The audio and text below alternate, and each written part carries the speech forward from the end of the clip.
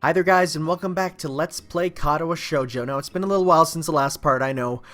Stuff has come up, other games have come out, but you know what, I think let's return to this. Because it's a relaxing game, it's nice, and, you know, I really want to get through this story, because it's wonderful, and I want to experience another route, you know? I quietly back out of the room. As I shut the door in front of my face, I whisper to myself, "What an intriguing person." From inside, I hear a muffled sing-song voice. I heard that... What did she hear? I jump at the sudden appearance of Misha, who I had... It sounds like the bass line of Final Fantasy II. Who I had heard approaching. Who I had not heard approaching, despite the completely empty hallway. Wow, quiet must be tough for her. Somehow, she had gotten to jumping distance of me without making a sound. Creepy. It briefly reminds me of Kenji's nutty theory about a global feminist conspiracy, but I push that thought aside. Shizune, standing slightly behind Misha, looks aloof, as she couldn't have heard the remark that drew Misha's attention, but Misha's visibly excited. No, wait, more importantly, who is in there? There's no club meetings today. She tries curiously to peek past me, even though the door prevents her from seeing anyway. What are you doing here? You took so long that we had to come check to see what's wrong. That's no good, He-chan. She wags her finger at me scoldingly. I found plywood, but everything else is still missing because you are tardy. It sounds like, I don't know if we can use that word around the school. Oh, sorry, I got the things here. Was gonna go bring them. I think you are up to some mischief, He-chan. Who was in there with you, I wonder? Misha signs something quickly to Shizune, pointing at her own ear a couple of times. Shizune immediately pushes her way past me and opens the door into the classroom I just left. I can only imagine the shock she's experiencing. With Shizune's diligence and attitude, the insolence of daring to deface school property by sleeping on top of it must be too much to bear. And indeed, she stares at Rin, frozen in place, apart from the slight but noticeable trembling of her shoulders, from suppressed rage, I'm sure. Instead of blowing up, Shizune just takes a few deep breaths, adjusts her glasses, and slams the door shut, turning to sign furiously at Misha. Maybe she did blow up, but I can't understand it. She shoots a very loaded stare at me, too, as if it was somehow my fault that Rin is sleeping on one of the tables. Hope she's not getting any funny ideas about the reason of my tardiness. Hello. Rin's voice comes from the other side of the door, and it takes a few eye blinks to realize that she might have trouble opening it. I open the door to find Rin directly behind it, looking at us with a half-interested, half-sleepy face. Hello. Miss Tezuka, what do you think you are doing? You are absolutely not permitted to use school properties for such disgraceful activity. It suddenly sure is crowded in here. I didn't know I was this popular. It's hard to say whether she's happy or unhappy about this turn of events. At any rate, she ignores Misha slash Shizune's, no, Shizune slash Misha, I read that completely backwards somehow, scolding, so they have no choice but to drop the issue. Shizune taps Misha's shoulder, points at Rin, and makes some quick signs. Popularity aside, please don't do that anymore. Anyway, how is your project going? Will it be done for the festival? Rin looks at them blankly, apparently at ease under the pressure Shizune's cold stare is putting on her. I keep wondering about that myself, too. And? We'll think about it harder. As Misha signs a reply to Shizune, her face turns into an unsatisfied frown. That's a very unsatisfied frown if you ask me. Miss Tezuka, please try to take this seriously. It'll be a disaster if the wall looks like someone threw up their lunch onto it. Rin nods assertively. We'll think more seriously. Remember, I dated that girl in my first playthrough. It was a trip. Misha actually giggles at that, but Shizune doesn't, not even after the translation. She shakes her head, takes the materials from me, and takes off with Misha in tow. Rin frowns thoughtfully as she looks after the retreating student council duo. How rude. It's true, though. I must finish my project before the weekend. There will be dire consequences if I don't. The end of the world as we know it Like weekends usually are, but more dire.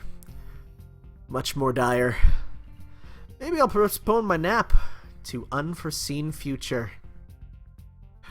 I am about to ask what projects she has and what are these apocalyptic consequences, but she walks back into the art classroom. Since you have nothing to do, would you, give me a hand? The paint can doesn't fit into my bag, but I need it. She kicks lightly at a huge can of paint that's lying on the floor next to the table she was sitting and sleeping on. It lets out a dull clang. Being the gentleman that I am, I tip my fedora thusly. I naturally pick it up. Heavy. Yeah, sure. Where do you need to take it? Away. And with that, she takes off to the hallway, and the paint can following, since there's little choice for either of us. Me and the paint can following, rather. The hallway is quiet and empty now with Shizune and Misha gone, so we two leave towards the stairwell at the other end. Every 10 or 15 or 20 steps, I have to change the can from hand to another, because the thin handle cuts into my palm. At least it keeps my arms from tiring too fast. That's the worst. When it's like you have something like the thin handle and you're holding it, you're like, oh god, oh god, oh god. You're like, okay, just gotta carry it a bit more, because if I do it too quickly, I change hands too quickly, people think I'm weird. So like you change it and then you have to hold it and you're like, okay, this already hurts. That's the worst, man. Rin strolls on beside me with an uneven pace that I have trouble matching, or maybe I'm just walking weird because of the extra weight. It seems one of us is constantly walking too slow or too fast, and I can't figure out which. 2 flights of stairs below, Trouble appears in the form of the head nurse and his fox-like grin. Ah, Mr. Nakai, what a happy coincidence. Tezuka too, of course. He nods courteously to Rin, who does not acknowledge him back, and then turns to me because it's me who he has some business with. There's something I forgot to mention on Monday. I nod and wait impassively because I can't even begin to guess what he forgot. The feeling of the handle delving deeper into my skin doesn't make me feel enthusiastic about this interruption either. It's about your medications. Since you haven't had that long on your current medications, there might be some unexpected side effects, which might require additional dosages, or even changing to another kind of medication. So this never got brought up in my playthrough with Rin, but I'm sure it'll get brought up in one. So we will do a few tests regularly, but what I'd want for you to do, keep an eye on everything in your condition that feels off, if you get what I mean. Nausea, headache, anything. Come and see me if something happens. Alright. So, how are you? Everything fine? I give up and drop the can to the floor before answering him. Apparently, this takes longer than my biceps can handle. I'm about to say something as generic as an answer, but then I realize how often I've done that lately. Other people have asked me that too. Teachers and students here. My parents, visitors, nurses, and doctors at the hospital. Everyone seems to be concerned about that. It's natural for a hospital, not so much for a school. Except this school. This is a small school, and both the student base and faculty seem to be very tightly knit. At least, that's the feeling I'm getting. And this is not the kind of school that gets transfer students too often. The thought sends shivers up my spines, but I give a generic answer anyway. That's great. Also, one other thing. My sources tell me that you've been neither at the school track nor even the pool, so I'd like to know if you have taken up exercising as I'd asked. Of course I haven't, but his way of inquiring gives me the feeling I should have been running my ass off the track since the very first day. You have people spying on me? Not as such, I just happen to know a few people, but that's not the issue here, so don't try to slip out of it. Well, actually I was doing some improvised weightlifting as an exercise. Pick up and lift the can a couple times like a sad imitation of a bodybuilder, even though it's weighing down on my arms painfully. The stupid grin disappears from his face for a second, then it comes back like it was never gone. Tezuka, would you give us a second? The nurse grabs him by the shoulder without waiting for Rin's permission, which he didn't need in the first place, and drags me aside. When I told you to exercise, I wasn't joking. I understand you're still in your first week and all, but please do not ignore the importance of this. The reason I'm coming down on this hard is because that habits are not easy to form. The more you slip and postpone, the harder it'll be. It's the same with everything, like dieting. Can you promise to be more serious about this from now on? You know, can I promise to be more serious about this? That's a good question, because it's like, actually, what should we choose? I said maybe last time. So, like, I think yes would bring me closer to the track team, though, so I'm going to say maybe. Which is probably not the best answer considering who it is. Let's go maybe. Maybe, no, I mean, oh god, we said no, that's not what I wanted at all. It gives me a nasty look when I say that, making me try to take back the word. I mean, I don't... I'm still trying to get used to the school. I'll promise to try, though. You're not being very convincing there, Hasao. Tip number 1. Medical professionals are not amused if you take their advice lightly. What's up with him? As if a day or two would make that much of a difference. I didn't do anything at the hospital either. Yeah, sorry. Okay. I did that wrong again. God, why am I flipping words around? He studies me for a moment, then shrugs, smiling again. Okay, that's more like it. You go to the school track meeting tomorrow morning, you'll meet my spy, who probably has no qualms offering consultation to you if you want to jog a bit. Consultation? See you around. He has a weird creepiness. It really does. Again, I've only played Rin's story, and he doesn't appear much in that, so I don't know, maybe he actually has some scary dark secret. He leaves with a wave of his hand and no answer, and I walk to Rin, God, I keep saying Win. Rin, who has been waiting, idly leaning against the hallway wall, staring at pale lighting fixtures in the ceiling. Even when I approach, she doesn't move her eyes off them. Are you getting medications for your heart thingy? Were you listening? Comes out more accusatory than I intended, accidentally lashing out at her. But even so, I didn't really want to start talking about it. I just met her. I don't know her. It's not her business. The nurse seems to be happily ignorant about confidentiality too, talking about that kind of thing in public. But it's not Rin's fault, is it? I look up at her, suddenly feeling a bit guilty, but Rin is just staring past my shoulder quizzically, her head tilted like a bird's. Sigh. I don't know why this is so hard for me. It feels like there's some kind of inexplicable lock that prevents me from being more upfront about this. Yeah, they're for my heart. Will they make you better? No, not really. They just make it a little less worse. Make me a little less worse. Rin keeps looking at me for longer, and she neither says anything further nor displays any kind of emotion I can discern. I'm thankful that she doesn't. I think I'm not still quite used to all this. At the hospital it was easy, but I still hadn't sorted my feelings out about having to live a normal life with this disability. We leave the main building and Rin leads us onwards towards the dorm. We stop at a small patch of greenery in front of the dorm building. The dorm is built on slightly elevated ground with a wall and a few trees that everyone has to circle around every time they come or go. It's probably the only inconvenient design in this school. The entire wall, made of the same kind of bricks as the building itself, had been covered with some sort of painting. Most of them were mere sketches, quick lines drawn with black and white against the gray plastering that covers almost the entire length of the wall. Some places look a bit more finished. There are human faces and legs and hands. I can't quite say what the painting as a whole might portray. Stacks of what seem to be paint cans are arranged in piles on the ground beside the wall. See, the left side is hardly off the ground yet. Because I couldn't get in the mood yesterday, so I gave up and went to meditate instead. And it suddenly became morning. I have to work on it, but the guys from art class are helping with negative spaces and base surfaces whenever, which is a problem. It's easier to paint big areas if there are lots of people with hands. The reach is better and it's faster too. She goes on a tangent of a tangent, waving a little with her arm or whatever there actually is, to demonstrate even though I got the point already. The white cotton of her sleeve flaps around, and it makes it look like... Oh, I need to read the sentence again. The white cotton of her sleeve flaps around, and it makes me think it could look sadder than it... why can I not read the sentence? And it makes me think it could look sadder than it does. What does that mean? This is a weird sentence. But it makes me feel out of place, like almost every other tangible reminder of the student base's special properties has in the past few days.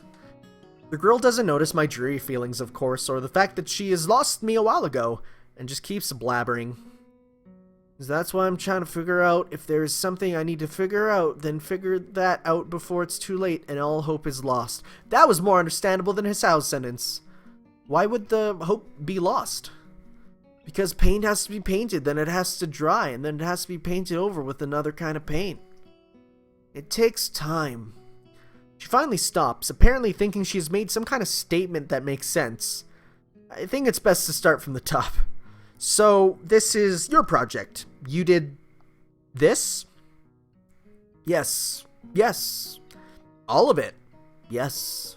Nice, but I stumble with my words, suddenly feeling like I've walked straight into a minefield of political incorrectness. It's okay, you can say it. I probably won't get mad. I blush really hard. I don't really know what would be the right thing to say, if any. Feels like I'm way more sensitive than Rin is, though. This is really awkward. Don't you want to ask? How do you paint without hands? See, I'm an easy person to talk to, right? With my feet. I almost guessed that already, but isn't that hard to do? You're good at guessing. Anyways, I don't think it is. But maybe I'm used to it by now. I'm giving her like a guy's voice, and honestly, it kind of works, I feel. I don't know. Like, it just went stoned to begin with, because God, she's like, oh, you don't know when you date her. Oh my God. But no, I feel like it works. I can't get my mind around the fact that she could be an artist. No, I can't get my mind around the fact that she could be an artist. But seeing how she was adept at using her feet to eat, I figure painting might not be a problem either. Neither of us has anything more to add to the subject.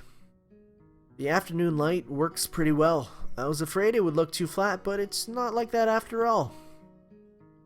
I think it's actually pretty interesting. I want to see what it looked like in dim light.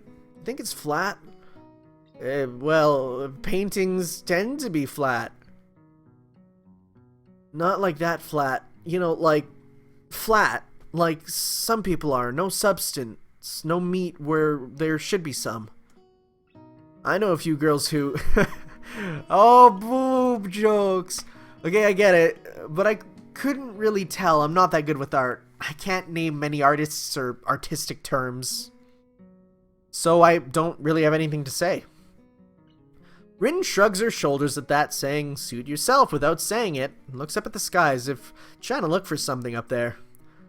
I don't think I'd get any actual work done, but if you could lend me a hand with the paints, I could do a little work before it gets too dark.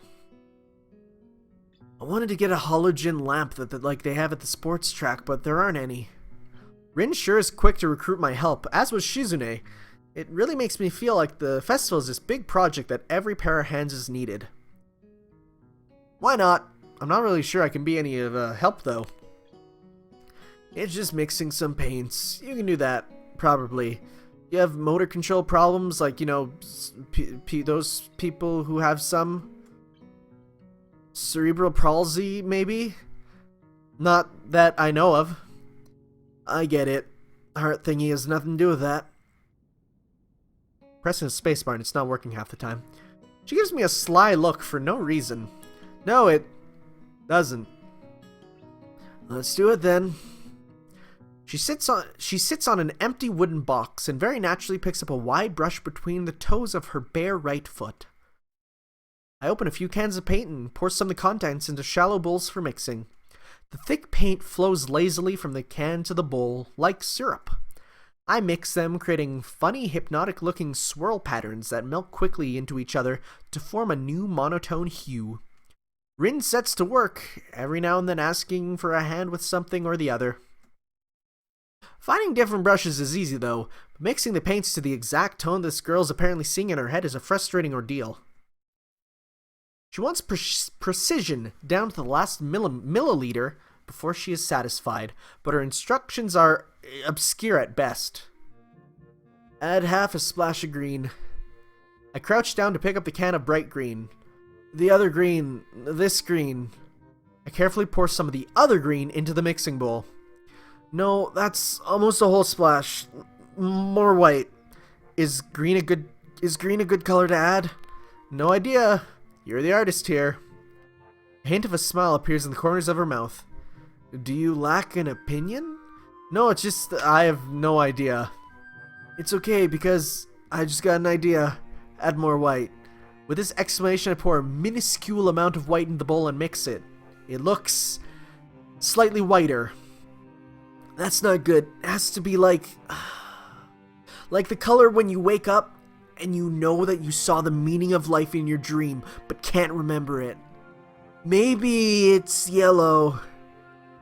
Despite the impossibility of mixing a color like the change of seasons or any other nonsense that's been imposed on me. See, he says this stuff and I have ideas in my head. I'm not even an artist of what color that might be.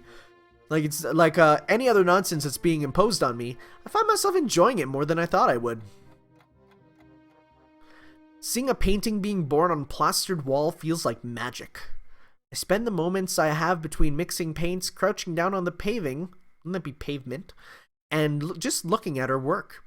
It feels slightly intrusive at first, like breaking some imaginary intimacy, but Rin doesn't seem to mind the least bit. Maybe it's just in my head. Her presence emits a completely different air as she patiently works the details, adding layers of paint on top of other layers of paint, steadily moving her foot across the wall to add new shapes. When I manage to produce a passable mixture of paint, the rare smile on her face is oddly rewarding. Apart from the few words when discussing paint mixes, neither of us says a word for the longest time. Even those short discussions soon evolve into shorthand, both of us developing some weird impromptu code words for various paints and hues. As if there is some need to conserve words and breath and sound. You can see more was added, that's so cool. We stay there late into the evening until it becomes too dark to paint properly. Then we just go to sleep. The sound of an alarm pulls me from a fitful slumber and into the unpleasant state of wakefulness. I linger under the blanket for a few minutes, gathering enough energy to rise up while making excuses as for why I already haven't. Honestly, I wouldn't mind staying here for all day. School is surprisingly exhausting after a long pause, and the culture shock still has not faded, I think. Still, despite getting the impression that skipping class is easy here, I don't think they are going to let me get away that easily. And the nurse is bound to keep breathing down my neck and talk of exercising as well. So eventually I do rise up, swallow the morning medications, and put on my old soccer clothing. Thanks to my conditions, I was exempted from taking part in gym classes at Yamaku, so I didn't get issued a gym outfit. See, as when I was in school, I remember I was actually exempt from a couple gym classes because of my heart problem, and that was always like, it was nice, but then it got to a point where my parents were like, okay, you've been on the sidelines long enough, go and do it. And like, I had no experience then, which sucks. I'd order some to cover such a contingency, but wearing my old soccer clothes is kind of nostalgic. I can't use them for that anymore, so maybe they'll get a new life this way. A bit like me. Seems a bit stupid to me, really. But I suppose this way at least I can tell the nurse honestly that I'm doing something about my health. Not that I was ever much of a runner to begin with. Can't hurt to try, I guess. I'm surprised to discover that I'm not the only one present at the track. Not just that, but it's a face I've seen before. The prosthetic-legged girl who bowled me over in the hallway yesterday is running on the track lithely, like a half-mechanical gazelle. Well, next time, we'll go see how Emmy is doing on Katawa Shoujo. So thank you all for watching, guys, and we'll see you next time for some more. Ciao!